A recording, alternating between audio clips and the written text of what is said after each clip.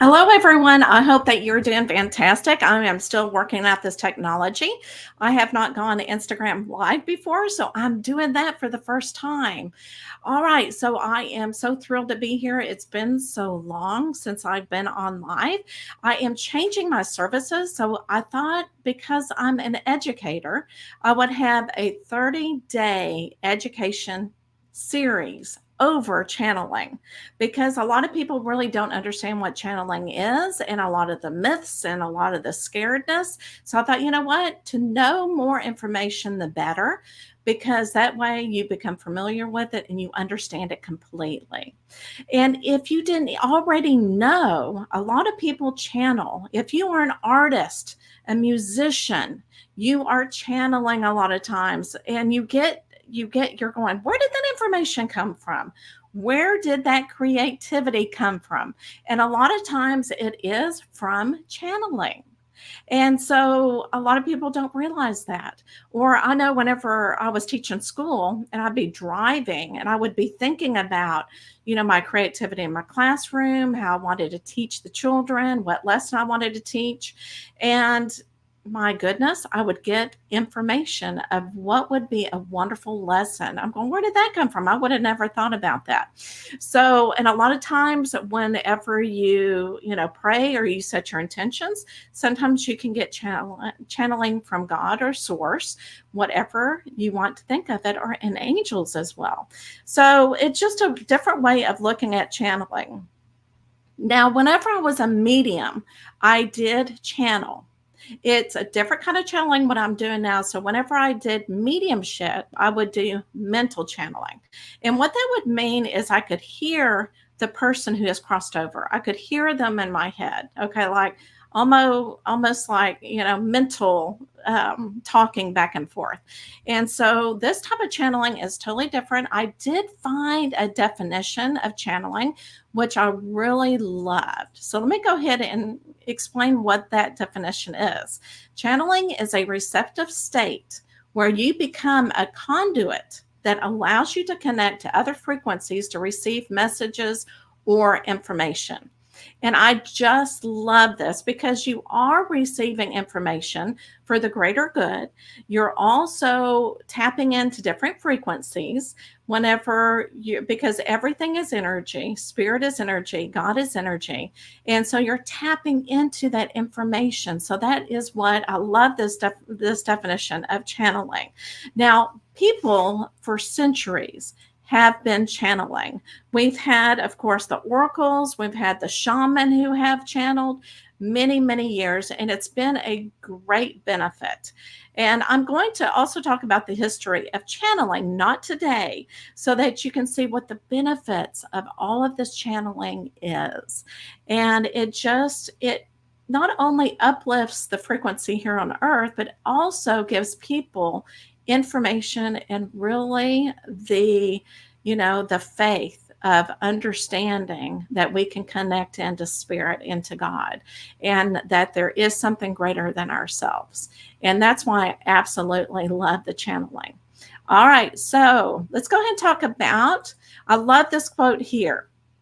Trance channeling is all about making a connection with your heart, mind, and soul to seeing your world in a different way. And that's exactly what channeling does. But let me go ahead and talk about, because this is talking about trance channeling, let's go ahead and talk about the different ways that you can channel. So, trance channeling is whenever the person who is channeling goes into a trance state. So, what they do, and a lot of times they don't remember what they said during the session. They just put themselves out of the way, and the spirit comes in and is able to do the channeling and bring out the message. So the person is unaware of many, many times of what is going on.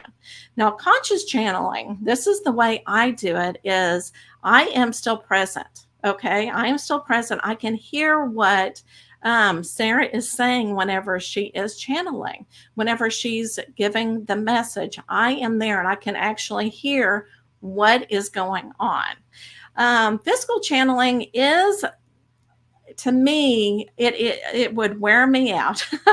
So physical channeling is where the person who is channeling gets out of the way completely. Okay, the consciousness and the spirit that comes in to get the message, they take over the person's body. So in the, oh my gosh, the spiritual days in the late 1800s, the person would leak ectoplasm. And so it's very physical. And you could see the person change, morph into the spirit that's actually channeling. And again, we're going to talk about the different people who actually were these channelers. And to me, it's just fascinating to watch. But again, there's all different ways, and you got to be comfortable with how you are channeling and the way that you are channeling, because it is a way of letting go and trusting in the spirit that comes in. So, and again, but everybody channels, everybody has the opportunity. They have the substance to do the channeling, because we're all energy. We, and we are all connected with one. So whenever you do channel, a lot of times you may not even realize you're doing it. Again, if you are a musician or if you're an artist, you are channeling a lot of times these ideas. And I always love to say this example of ministers at churches. When they get into the mood, into whatever they're preaching, whatever they're trying to get through, spirit, they are channeling many times. And I just love to watch it, especially when they get into it and they get excited, and you can tell they're getting all of this information, even if they practiced all of this information. All right, so that is what I wanted to do today, is mainly just go over the different types of channeling and what it means to channel. And each day I'm going to get a little bit of aspect of channeling and talk about it. So tomorrow we're going to talk about the history of channeling and who actually paved the way for channeling.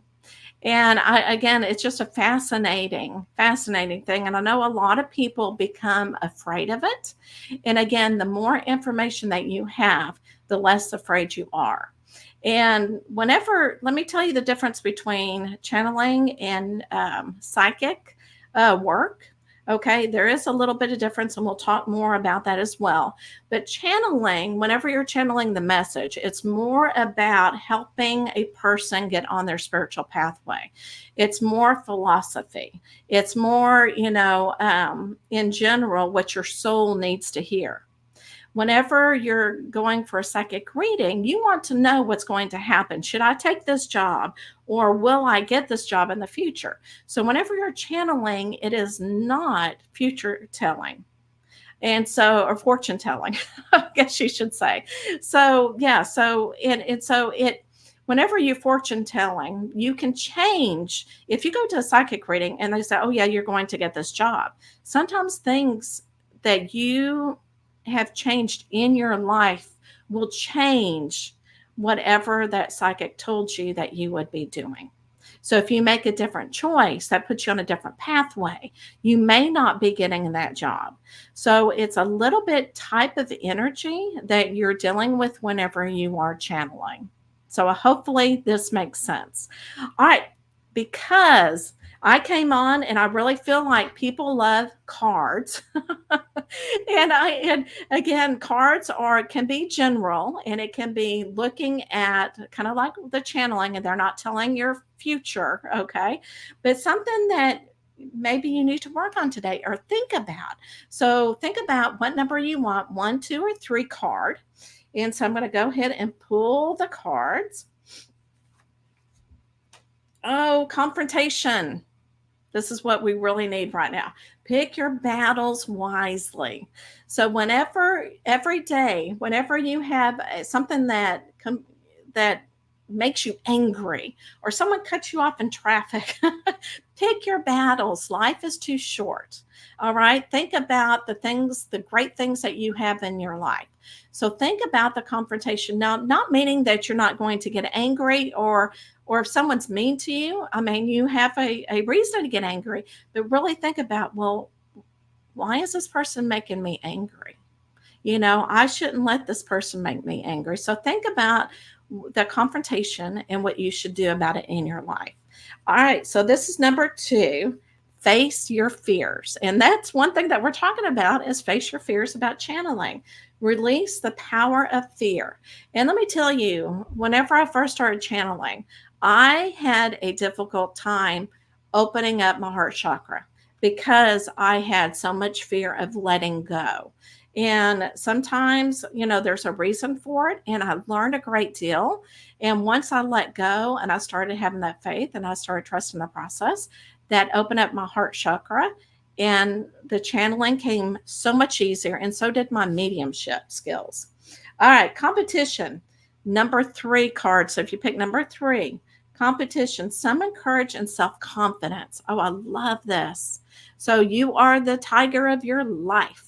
All right. So find the empowerment and make sure that you feel good with the decisions, that they feel good. Use that intuition of your intuition and follow that, because you're the only one that can make the decisions for yourself.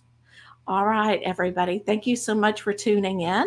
And hopefully, you learned something a little bit about channeling. And again, this is a 30-day series. So I'll be taking snippets of it each day, and we'll talk about it each day. So if you have any questions, you let me know.